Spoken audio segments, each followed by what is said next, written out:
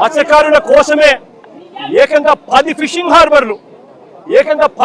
హార్బర్లు రాష్ట్ర ప్రభుత్వంలో కట్టడం మొదలుపెట్టాం. మన రాష్ట్రంలో జరిగింది మొట్టమొదటిసారిగా. మత్స్యకారులు ఎక్కడికెక్కడికో వెళ్లాల్సిన అవసరం లేకుండా మన రాష్ట్రంలోనే వాళ్ళకు జీవనోపాధి ఉండాలి అని చెప్పి వాళ్ళ కోసమే ఫిషింగ్ హార్బర్లు ఏకంగా 10 ఫిషింగ్ హార్బర్లు ఏకంగా స్టార్ట్ చేసినాం. జువలదిన్న నెల్లూరు జిల్లాలో, నిజాంపట్నం గుంటూరు జిల్లాలో, మచిలీపట్నం కృష్ణా జిల్లాలో, ఉప్పాడ తూర్పుగోదావరి జిల్లాలో, బూడగట్లపాలెం శ్రీకాకుళం జిల్లాలో, పూడి మడక అనకాపల్లి జిల్లాలో, కొత్తపట్నం ప్రకాశం జిల్లాలో, ఓడరేవు ప్రకాశం జిల్లాలో, బియ్యపు తిప్ప పశ్చిమ గోదావరి జిల్లాలో, మంచినీళ్లపేట శ్రీకాకుళం జిల్లాలో ఏకంగా ఈ 10 ఫిషింగ్ హార్బర్లకు శ్రీకారం చుట్టాము. వేగంగా పనులు కూడా చేయించడం మొదలుపెట్టాం. ఇవి కాక మరో 6 ఫిష్ ల్యాండింగ్ సెంటర్లు కూడా చింతపల్లి, భీమిలి, రాజయ్యపేట, దొండవాక, ఉప్పల్లంక, రాయదరువులో కూడా ఫిష్ ల్యాండింగ్ సెంటర్లను కూడా పనులు చేయించే కార్యక్రమానికి శ్రీకారం చుట్టాం. నేను ఒకటే చెప్తా ఉన్నా, ఎందుకు ఇవన్నీ కూడా చేశాము అని అంటే మానవత్వంతో చేశాం. మన వాళ్ళు ఎక్కడికెక్కడికో వెళ్ళి ఇరుకులు పడాల్సిన అవసరం లేకుండా మన వాళ్ళకి ఇక్కడే మన వాళ్ళకి ఫిషింగ్ హార్బర్లు ఉండాలి. మన వాళ్ళకి ఇక్కడే ప్రభుత్వం సబ్సిడీతో బోట్లు కొనుగోలు చేసి వాళ్ళకి ఇప్పించే కార్యక్రమం జరగాలి. మన ప్రభుత్వం కానీ వైఎస్ఆర్సీపీ ప్రభుత్వం కానీ తిరిగి వచ్చిందంటే ఈ 10 ఫిషింగ్ హార్బర్లలో కూడా ఒక్కొక్క ఫిషింగ్ హార్బర్లలో కనీసం అంటే 10,000 బోట్లు కనీసంగా తిరుగుతూ ఆ 10,000 బోట్లకు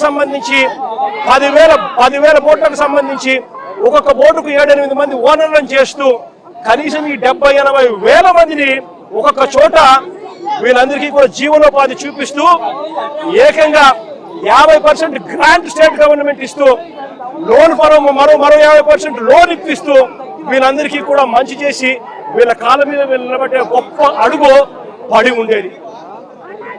రాష్ట్ర ప్రభుత్వం నిజంగా మారింది.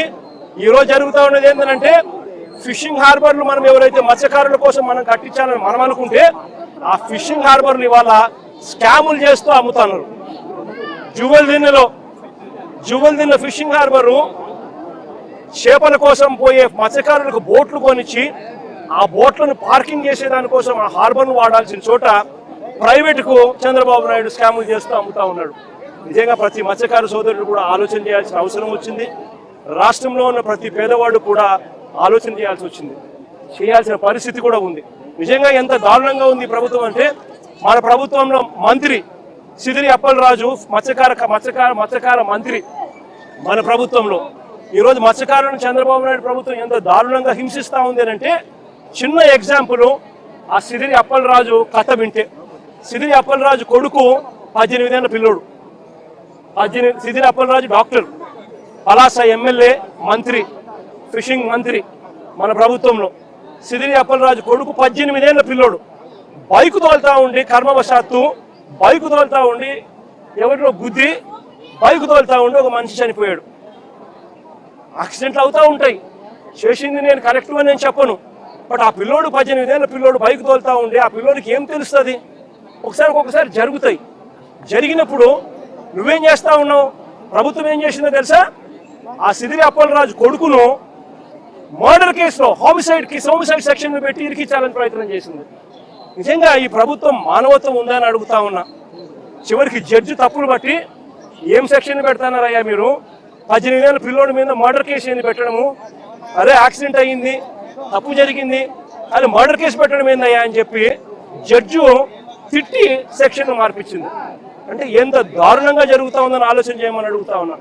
జువల్దిన్నలో మత్స్యకారులకు ఇబ్బంది కలుగుతా ఉన్న పరిస్థితుల్లో తమిళనాడు నుంచి తమిళనాడులో బోట్లు వచ్చి మన మత్స్యకారులకు ఇబ్బంది పడతా ఉంటే ఆ బోటును మన మత్స్యకారులు పట్టుకొని పోలీస్ స్టేషన్కి అప్పచెప్తే ఇడిపించింది ఎవరో తెలుసా? తెలుగుదేశం పార్టీకి సంబంధించిన వీళ్ళే. లోకేష్ గారు అక్కడికి పోతారు నెల్లూరు జిల్లాకు.